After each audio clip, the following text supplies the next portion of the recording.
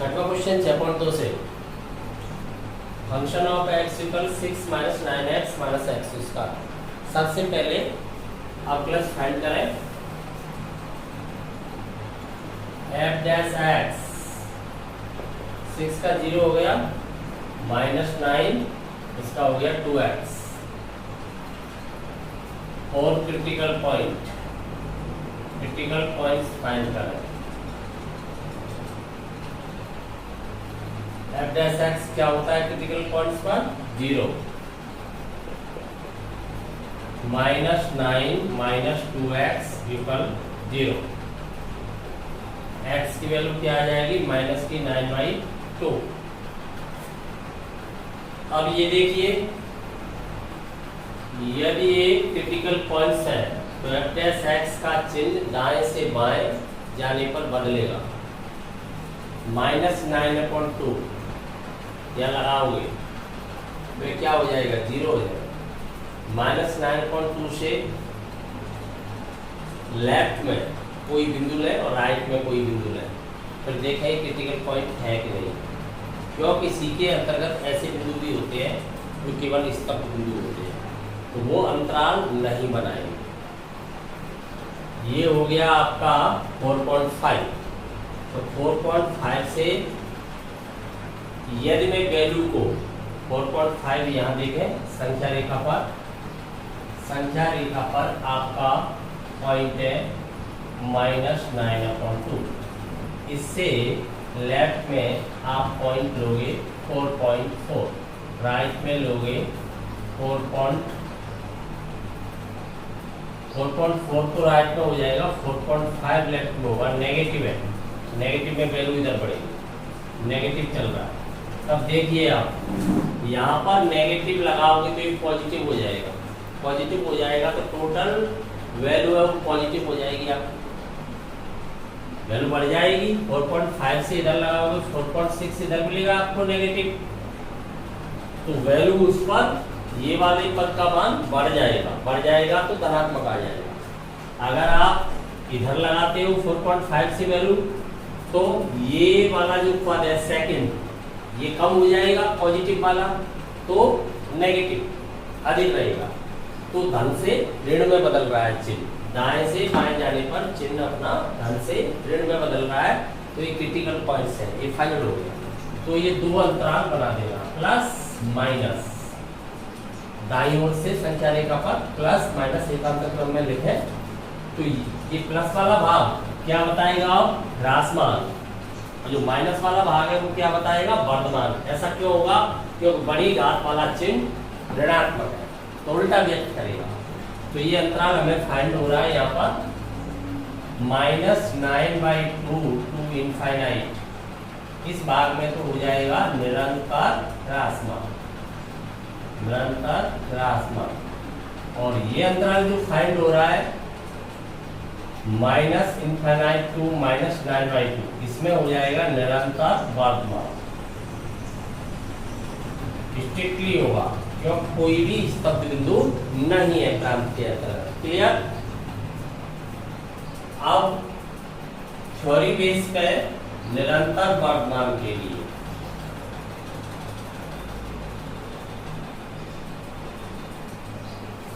f dash x क्या होना चाहिए धनात्मक, is greater then 0। f dash x है आपका minus 9 minus 2x is greater then 0, minus 2x is greater then 9। अब माइनस से डिवाइड करोगे तो असम का चिन्ह बदल लेगी, तो ये हो जाएगा आपका माइनस 9/2। इंटरवल फॉर्म में लिखोगे तो x बिलोंग्स टू माइनस 9/2 से कहा जा रहे हो नीचे की तरफ, तो ये हो जाएगा निरंतर ह्रासमान के लिए f डैश x ऋणात्मक होना चाहिए। Minus 9 minus 2x is less then 0, minus 2x is less then 9, x is greater then, minus से डिवाइड करोगे तो संख्या चिन्ह बदलेगी। इंटरवल फॉर्म इतनी हो जाएगी x बिलोंग्स टू दाईं ओर जा रहे हैं प्लस 1 की ओर। तो हम देख पा रहे हैं कि -9/2 से -∞ में कैसा हो गया है निरंतर बढ़मान, और इसमें कैसा हो गया है निरंतर ह्रासमान। क्लियर? तो आंसर तो संख्या रेखा पर पहले ही देखा जा सकता है, परंतु यह ध्यान रखना चाहिए जब बड़ी घात वाला पद नेगेटिव होता है तब उल्टा देखते हैं, प्लस वाली जो चिन्ह है वो ह्रासमान और माइनस वाली भाग है वो वर्तमान व्यक्त करने लगता है। ये समझ में आ गया? लेफ्ट राइट से हमने बिंदु रख के देख लिया, क्रिटिकल पॉइंट है। तो क्रिटिकल पॉइंट क्या करता है? अंतराल बना देता है, टोटल प्रांत के भाग बना देता है, जिसमें से एक भाग में वर्तमान होगा तो दूसरे में ह्रासमान होगा। समझ में आ गया? आंसर नेक्स्ट करो। छठवें का ई है function of x equal x+1 का होल क्यूब इंटू x-3 का होल क्यूब। सबसे पहले अवकलज फाइंड करें, अवकलज फाइंड करके क्रिटिकल पॉइंट्स फाइंड करें। f' गुणन नियम से हुआ u v, दो फलन जब गुणा में आ जाते हैं तब एक को स्थिर रखते हैं, तब एक का अवकलन करते हैं, और एक को स्थिर रखते हैं तब दूसरे का। क्लियर? तो यहां पर u v, तो इसका अवकलन कर रहा हूं मैं, 3 आगे आ जाएगी पावर, एक पावर कम हो जाएगी यहाँ पर, तो x+1 का क्या हो जाएगा होल स्क्वायर, ये स्थिर रखते हुए अब इसका अवकलन करेंगे, 3 इसे स्थिर रखेंगे तो x+1 का होल क्यूब रहेगा और इस पे एक पावर कम हो जाएगी। क्लियर? आगे बढ़े। यहां से मैं देख पा रहा हूं 3 भी कॉमन में आ रहा है, x+1 का होल स्क्वायर x-3 का होल स्क्वायर कॉमन ले लिया, तब 3x+1 का होल स्क्वायर x-3 का होल स्क्वायर, बचेगा क्या? एक पावर रह जाएगी इसकी x-3, यहां पर भी रह जाएगा x+1। देखिए 3x+1 का होल स्क्वायर x-3 का होल स्क्वायर, यहां पर ये हो गया 2x-2, 2x-2 implies f' equal 2 common आ जाएगा यहां से, तो ये कितना हो जाएगा 6, 2 3 6, x+1 का होल स्क्वायर x-3 का होल स्क्वायर, यहां पर रह जाएगा x-1।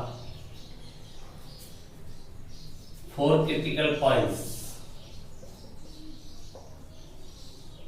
क्रांतिक बिंदुओं के लिए। क्रांतिक बिंदुओं पर अवकलज का मान होता है 0। जब इसे 0 के इक्वल रखोगे तो 6x+1 का होल स्क्वायर x-3 का होल स्क्वायर x-1 इक्वल 0।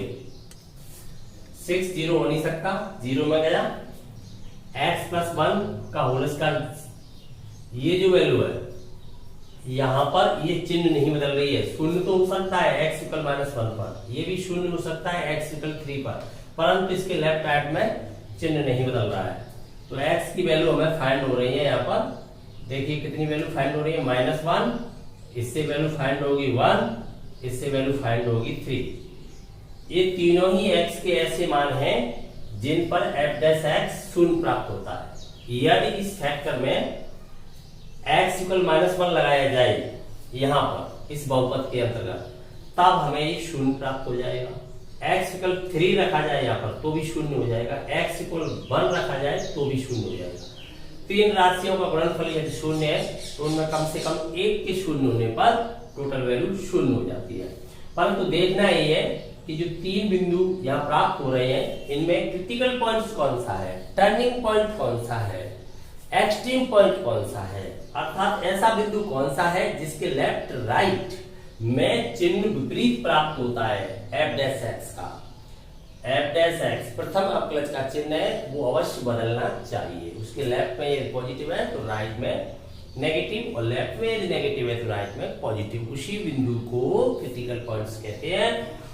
केवल अवकलज 0 है परंतु लेफ्ट राइट में चिन्ह समान रहता है तो वो पॉइंट ऑफ इंफ्लेक्शन होता है, नत परिवर्तन होता है। स्थिरता आती है वहां पर, स्थिरता तो है पर चिन्ह नहीं बदल रहा है, तो वो अलग अलग अंतराल नहीं बना पाएगा। तो जांच कर लेते हैं तीनों बिंदुओं में क्रिटिकल कौन सा है। तो यहां हम देख रहे हैं वर्ग है, इसमें कोई भी वैल्यू लगाए हमेशा पॉजिटिव फाइंड होगी, नेगेटिव हो ही नहीं सकता है। इसमें कोई भी एक्स की वैल्यू लगाए हमेशा हमें पॉजिटिव फाइंड होगा, तो ये बिंदु चिन्ह नहीं बदल सकते, समान चिन्ह रहेगा, दोनों ओर पॉजिटिव पॉजिटिव रहेगा। तो ये क्रिटिकल पॉइंट्स नहीं है, तो इंटरवल में भाग नहीं लेंगे, अंतराल नहीं बनाएंगे। अंतराल केवल यही बनाएगा, एक से अधिक मान लिया जाएगा तब नेगेटिव हो जाएगा। यहां पर x का मान एक से अधिक लिया जाएगा तब नेगेटिव नहीं पॉजिटिव हो जाएगा, और एक से कम लिया जाएगा तो नेगेटिव हो जाएगा। तो इसके कारण ही ये जो टोटल आपका बहुपद का मान है कुल, वो नेगेटिव पॉजिटिव इसके कारण होगा। अर्थात यहाँ पर x का मान बढ़ने और घटने से ऋणात्मक धनात्मक होगा टोटल पर, इनसे कोई प्रभाव नहीं पड़ेगा। तो ये जो बिंदु है यहाँ पर -1 और दूसरा बिंदु है 3, -1 इससे प्राप्त हुआ, 3 इससे प्राप्त हुआ, ये क्रिटिकल पॉइंट्स के अंतर्गत नहीं आएंगे, अर्थात अंतराल नहीं बनाएंगे। तो अंतराल केवल यही बनाना है यहाँ पर, क्योंकि ये ऑलवेज पॉजिटिव है। तो फिर संख्या रेखा पर हम देख पा रहे हैं, आंसर इसका पहले ही देख लेते हैं। एक ही बिंदु है अपना 1 प्लस माइनस, यहां देख रहे हैं बड़ी घात का जो चिन्ह है वो पॉजिटिव आ रहा है, जो भी आएगी x की पावर 6 आएगी, q यहां से आएगा, क्यूब यहां से आएगा, मल्टीप्लाई करके टोटल देखेंगे तो x की पावर जो 6 बन रही है वो पॉजिटिव बन रही है, बहुपद की घात धनात्मक है बड़े पद की, तो फिर प्लस वाला वर्धमान को माइनस वाला ह्रासमान को, तो ये जो अंतराल होगा 1 से ऊपर, परंतु 1 से ऊपर चलने पर 3 भी प्राप्त होगा, 3 भी प्राप्त होगा। तो 3 ऐसा बिंदु है जो केवल स्तब्ध बिंदु है, और किसी अंतराल में जब स्तब्ध बिंदु समाहित हो जाता है, अंतर्विष्ट हो जाता है, तो उसकी निरंतरता समाप्त हो जाती है। तो अर्थात 1 से ऊपर जो फलन है वो वर्धमान तो होगा परंतु निरंतर वर्धमान नहीं होगा, क्योंकि उसके अंतर्गत एक ऐसा बिंदु आ गया है जिस पर अवकलज 0 है परंतु लेफ्ट राइट में चिन्ह नहीं बदल रहा है, जो कि अंतराल तो बना नहीं रहा है परंतु किसी अंतराल के अंतर्गत स्थित है। तो 3 कहीं पर मिलेगा आगे चलने पर, मान लीजिए यहाँ पर आपको 3 प्राप्त होता है। ऐसे ही यहाँ पर एक बिंदु इधर आएंगे 1 से नीचे, तो -1 भी आपको मिलेगा, लेकिन ये अंतराल नहीं बना रहे हैं, अंतरालों के अंतर्गत है, स्तब्ध है, केवल स्तब्ध बिंदु है, इनको केवल स्तब्ध कहा जाएगा। जो 3 है आपका वो केवल स्तब्ध है, केवल स्तब्ध। स्तब्ध में से ही कुछ बिंदु क्रिटिकल पॉइंट्स हो जाते हैं, तो ये केवल स्तब्ध है, ये बिंदु आपका क्या है, केवल स्तब्ध है।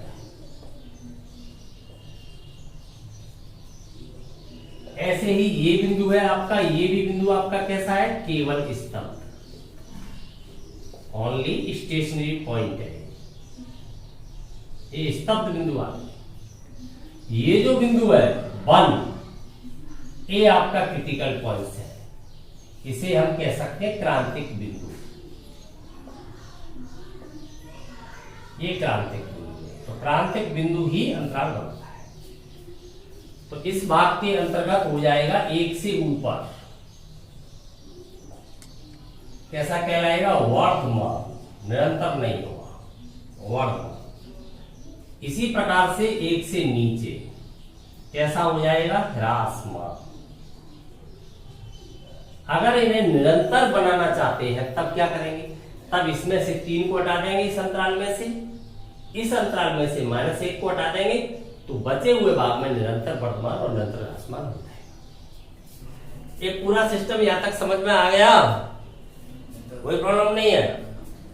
तो अब ये कंडीशन लगाएंगे वर्धमान की अथवा निरंतर वर्धमान की।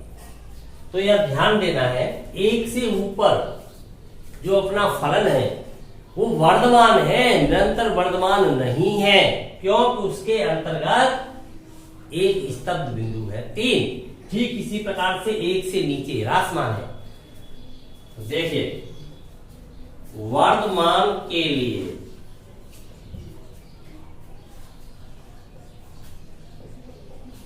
F dash x is greater than और इक्वल टू, अर्थात आपका अवकलज धनात्मक अथवा शून्य।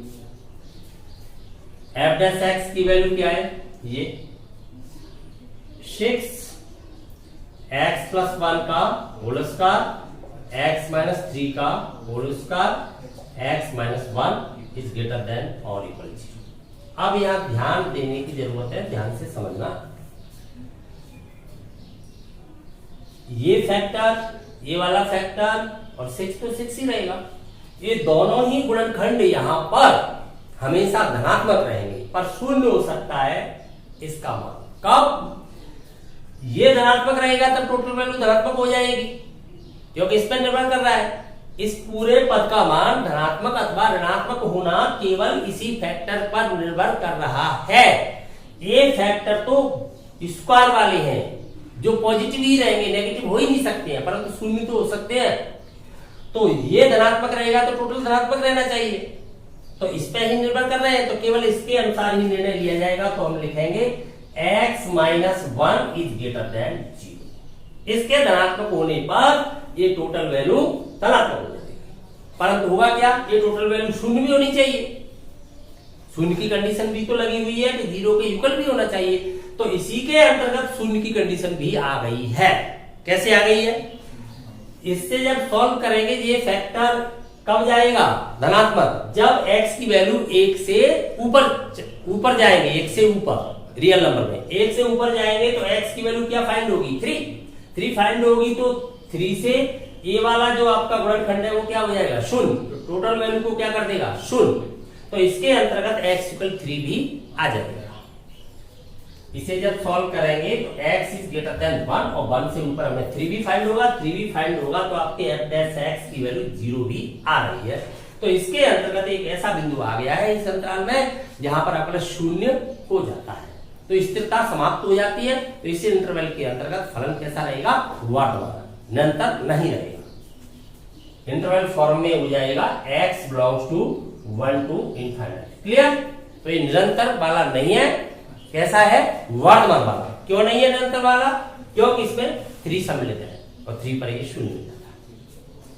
यदि इसे निरंतर वाला बनाना चाहते हैं तब क्या करना चाहिए, तब इसमें से 3 को निकाल देना चाहिए, या ऐसे लिख देना चाहिए 1 से 3 टू इनफाइनाइट, ओपन इंटरवल में लेना चाहिए जिससे 3 सबमिट नहीं होगा उसके अंदर। ऐसे लिख सकते हैं, ऐसे निरंतर के लिए लिखना चाहते हैं, निरंतर वर्तमान के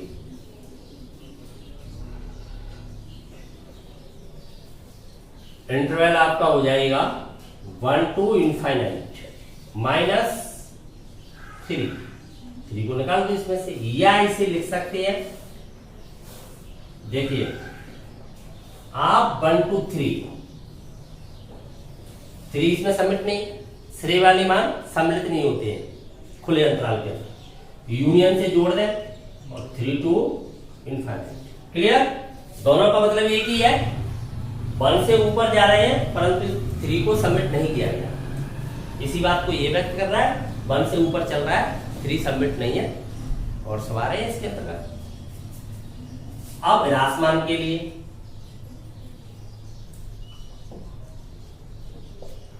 f dash x is less than और इक्वल टू 6 x प्लस 1 का होल स्क्वायर x माइनस 3 का whole square x minus 1 is less than और इक्वल टू। इसका धनात्मक और ऋणात्मक होना केवल इसी फैक्टर पर निर्भर करता है, x minus 1 is less then 0, x is less then 1। जब x की वैल्यू 1 से कम लगाई जाएगी रियल नंबर में, टोटल प्रांत में, तब हमें -1 भी प्राप्त होगा। तो ये टोटल वैल्यू क्या हो जाएगी, शून्य भी हो जाएगी। तो इस अंतराल के अंतर्गत आपका अवकलज शून्य भी हो रहा है, इसलिए ये केवल ह्रासमान का अंतराल हो गया। अगर आप इस बिंदु को x इक्वल -1 को इस अंतराल से हटा देते हो तो बचे हुए अंतराल के अंतर्गत फलन कैसा हो जाएगा, निरंतर ह्रासमान हो जाएगा। तो अब इसे निरंतर ह्रासमान का अंतराल बनाते हैं। तो निरंतर ह्रासमान के लिए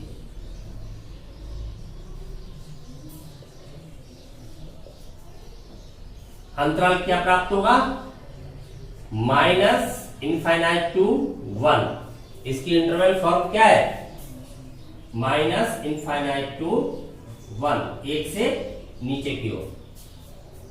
इसमें से आपने निकाल दिया -1, एक से नीचे आओगे तो -1 प्राप्त होगा, तो -1 को हटा दिया। तो या इसको कैसे लिख सकते हो आप, ऐसे भी लिख सकते हो, minus infinite to -1 union -1 to 1, अर्थात -1 को सबमिट नहीं किया, -1 से नीचे और -1 को सबमिट नहीं करते हुए 1 तक। क्लियर, समझ में आ गया पूरी तरह से। 7वां क्वेश्चन, फलन को हमें वर्धमान प्रूव करना है, अर्थात इसके अवकलज का मान धनात्मक प्रूव करना है। वर्धमान से क्या तात्पर्य है, अवकलज का मान कैसा होना चाहिए, धनात्मक होना चाहिए।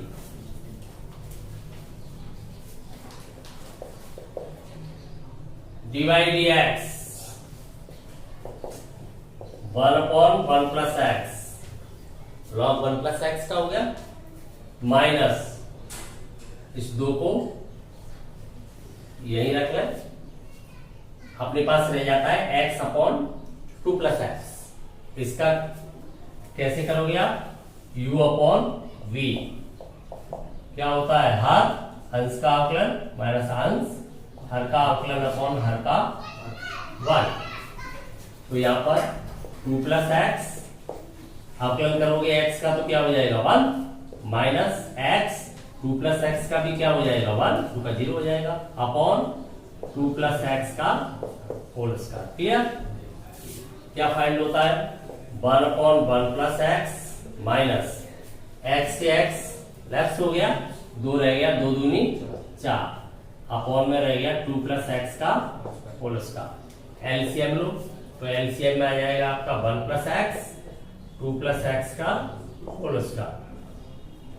यहां 1 प्लस एक्स लेफ्ट हो जाएगा, ये आ जाएगा 1 से मल्टीप्लाई करके, तो इसका होल स्क्वायर ओपन कर देते हैं, तो क्या हो जाएगा 4 plus 4x plus x square, minus 4 multiply में जाएगा, तो माइनस का 4 और माइनस का 4x मल्टीप्लाई हो गया। अब देखिए क्या प्राप्त होता है, डिवाइड x, तो डिवाइड x विकल्प फाइंड हो रहा है हमें, 4 से 4 लेफ्ट हो गया, 4x भी लेफ्ट हो गया, ये रह जाता है x square upon 1 plus x into 2 plus x का होल स्क्वायर। डिवाइड x की वैल्यू कैसी होनी चाहिए, धनात्मक, तब तो हो जाएगा निरंतर वर्धमान। यदि डिवाइड x की वैल्यू धनात्मक के साथ कम से कम एक बिंदु पर भी शून्य भी हो गई, तब उसकी निरंतरता समाप्त हो जाएगी और फलन केवल वर्धमान रह जाएगा। तो यहां पर कंडीशन दी गई है, जो प्रांत है इसका वो -1 से ऊपर चल रहा है, x इज ग्रेटर देन -1, अर्थात -1 भी इसमें सम्मिलित नहीं है, -1 से ऊपर। तो -1 से ऊपर संख्यात्मक मान तो कम हो जाएगा, नेगेटिव वाला। तो हम देख रहे हैं यहां पर ये फैक्टर हमेशा पॉजिटिव रहेगा, स्क्वायर वाला है, ये भी स्क्वायर वाला है, परंतु -1 से ऊपर जाएंगे। तो मान लीजिए यहाँ -1 है आपका, तो -1 से ऊपर आपको 0 ऐसे प्राप्त होगा, शून्य भी प्राप्त होगा। शून्य भी प्राप्त होगा तो जब x की वैल्यू शून्य लगाओगे आप, तब ये तो पॉजिटिव रहेगा, ये भी पॉजिटिव है, परंतु ये शून्य हो जाएगा। यहां पर शून्य लगाएंगे तो किसी बिंदु का अंश शून्य हो गया, हर अशून्य है तो क्या हो जाएगा शून्य, तो इसकी वैल्यू शून्य भी प्राप्त होगी। जब -1 से ऊपर x का मान लगाया जाएगा तो उसके अंतर्गत 0 भी प्राप्त होगा। जब यहाँ पर 0 लगाया जाएगा x का मान, तो ये तो अशून्य रहेंगे, परंतु ये अंश शून्य हो जाएगा। तो f' आपका धनात्मक अथवा शून्य। एक बिंदु ऐसा भी मिल रहा है हमें ऊपर, दूसरी जगह नहीं होगा शून्य, एक ही बिंदु है जो 0 है। यहाँ पर कैसा बिंदु है, स्तब्ध, कैसा बिंदु है, स्तब्ध बिंदु का कार्य करेगा, क्योंकि इससे नीचे भी धनात्मक है। देखो 0 से नीचे कैसा मिल रहा है, फलन धनात्मक मिल रहा है, 0 से ऊपर भी कैसा मिल रहा है, पॉजिटिव मिल रहा है, तो दोनों ओर चिन्ह समान है। तो ये कैसा बिंदु है, स्तब्ध बिंदु मिल रहा है। तो यहाँ पर जो अवकलज की वैल्यू है वो कैसी आ रही है, ग्रेटर देन और equal 0 for all x is greater than -1, या ये कहे कि x belongs to -1 to infinite. तो इस अंतराल के अंतर्गत x प्रयोग में लाने पर अवकलज का जो मान है वो धनात्मक अथवा 0 प्राप्त हो रहा है। अतः हम कह सकते हैं, अतः फलन x belongs to -1 to infinite में कैसा सिद्ध हो गया है, वर्तमान है। दिया गया फलन वर्तमान। समझ में आ गया?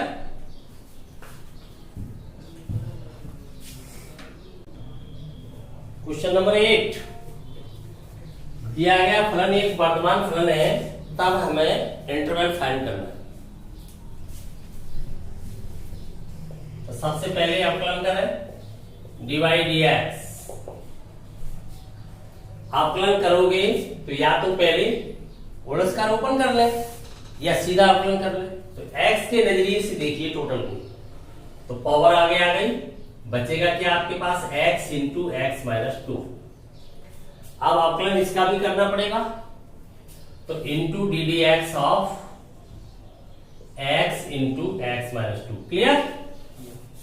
आपने इस टोटल को x के नजरिए से देखा, तो 2x। अब x का भी करना पड़ेगा, यदि x के स्थान पर आपने x ही देखा है, अब तो नहीं करना पड़ेगा, एक हो जाएगा। x के स्थान पर आपने x नहीं देखा है, अन्य को देखा है, तो उस अन्य का भी करना पड़ेगा। यही तो चेन रूल है। चलिए आगे अवकलन करें।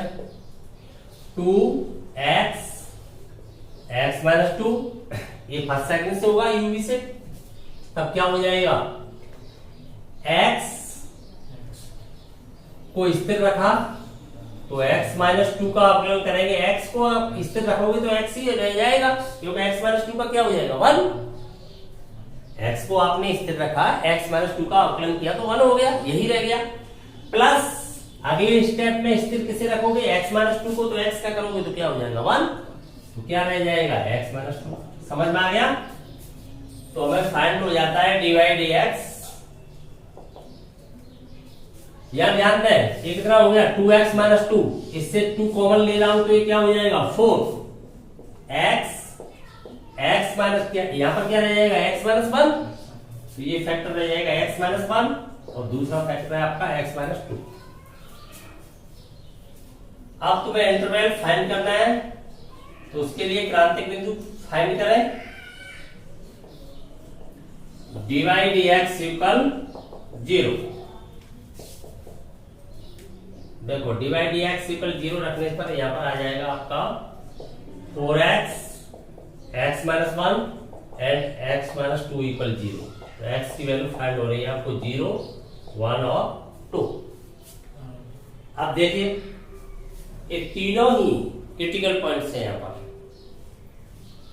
0 से ऊपर नीचे जाओगे नेगेटिव पॉजिटिव होगा, 1 से कम या अधिक करोगे वैल्यू को तो ये भी नेगेटिव पॉजिटिव होगा, और ये भी होगा 2 से ऊपर और नीचे।